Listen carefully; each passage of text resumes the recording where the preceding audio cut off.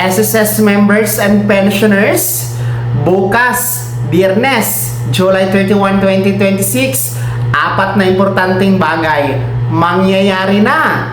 Merong good news dito. Pag-uusapan natin mga ka-vlogs. Hello sa lahat. Saan ka man nanonood? Kumusta? Sa Facebook o sa YouTube ka man nanonood, no? Sana nasa mabuti kayong kalagayan. Well, eto na nga, no, dahil magtatapos na tayo sa buwan ng July 2026. Bukas nga po, July 31, end of the month na. So, meron tayong apat na importanteng bagay na mangyayari bukas para sa mga miyembro at pensionado ng SSS. Merong good news dito, mga ka-vlogs, kaya makinig kayo, isa-isahin natin. Una, bukas po, July 31, 2026, deadline po, huling araw para po sa pag-comply ng Annual Confirmation of Pensioners or SSS AKOP.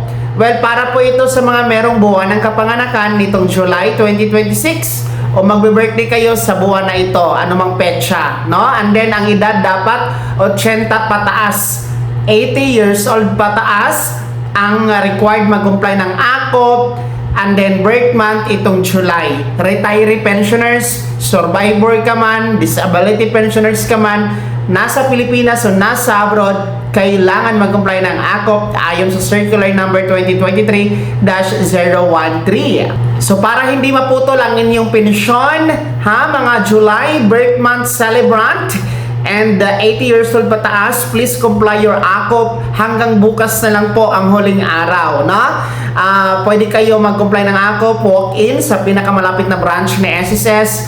Pwede din naman po ang video conference, no? Magpunta kayo sa inyong My SSS account para mag-set ng online appointment para sa video conference. Pwede din po ang facial authentication para sa mga registered na sa PhilSys o may national ID na, ha? Lagin lamang sa website ni SSS ang www.sss.gov.ph para makapag-comply ng AKOP through facial authentication. Ang mahalaga, alam nyo na hanggang bukas na lang, deadline na, no, ang pag-comply ng AKOP, no, para pensyon, tuloy-tuloy, mga ka-vlogs. Pangalawa na importanteng bagay magaganap bukas, Biyernes, July 31, 2026 ay ang ating ika-7th episode ng e-SSS Eskwela Webinar. Well, ang webinar na ito libre, walang bayad, no? Ang ating e-SSS Eskwela Webinar, meron tayong apat na topics, apat na SSS benefits ang mapag-uusapan bukas. Una, ang patungkol sa sickness benefit. Pangalawa, ang patungkol sa disability benefit. At pangatlo, ang tungkol sa easy sickness and disability benefit. At ang pang-apat, ang tungkol sa My SSS card. So, libre ito bukas, alas 8:30 ng umaga hanggang alas 12 ng tanghali. Para sa mga interesadong mag-join, scan nyo po ang QR code na nasa screen nyo po para ma-attendance kayo, no, sa online video conference bukas during the 7th episode ng SSS Eskwela Webinar. Join na! Marami kayong matutunan, mga ka-vlogs. Online lamang ito. Kahit nasa bahay kayo, nasa trabaho, nasa abroad, you can join, mga ka-vlogs. Pangatlo na importanteng bagay na mangyayari bukas, good news. Good news ito para sa mga commuters, no? Sa mga sumasakay ng LRT2 in Metro Manila. Dahil hanggang bukas na lang, ha, ang piso na sakay o piso na pamasahe na sakay sa LRT2.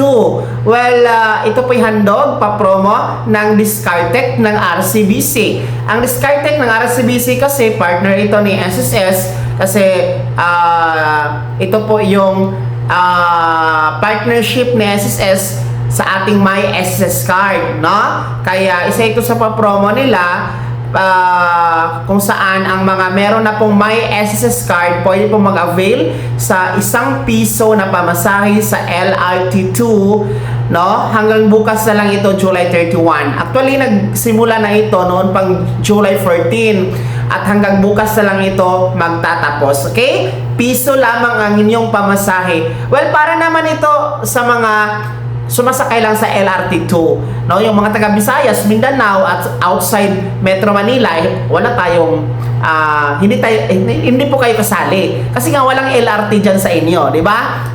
So sa mga commuters lang ng LRT 2 piso na pamasahe handog ng may SSS card, discarded ng RCBC. Ipakita lamang ang may SSS card. Pang-apat na importanteng bagay mangyayari bukas, Biyernes, July 31. Good news din po ito.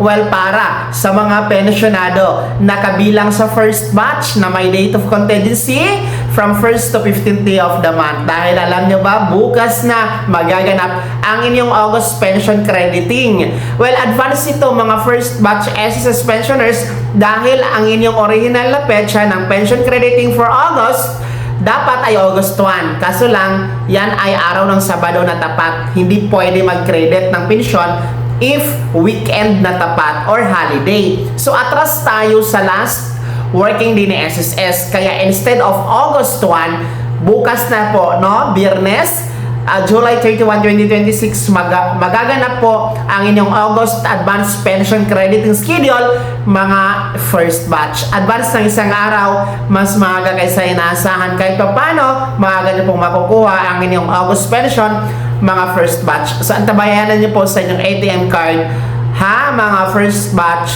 pensioners. At yan po ang apat na importanteng bagay magaganap bukas. Medyo marami-rami, no? So, marami tayong aabangan bukas. Araw ng Biyernes, July 31, 2026. Kaya tandaan nyo po yan para alerto kayo mga miyembro at pensyonado ni SSS. Kaya ano po yung komento at reaction sa balitang ito?